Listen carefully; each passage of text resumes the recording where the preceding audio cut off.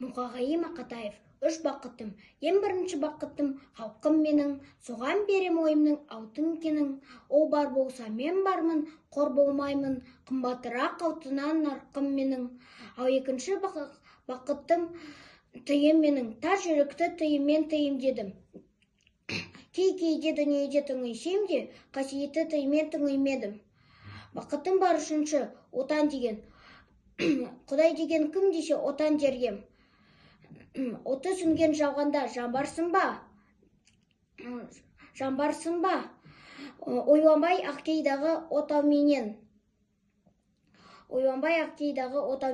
Түтін түтет үсірбі күйгере бер.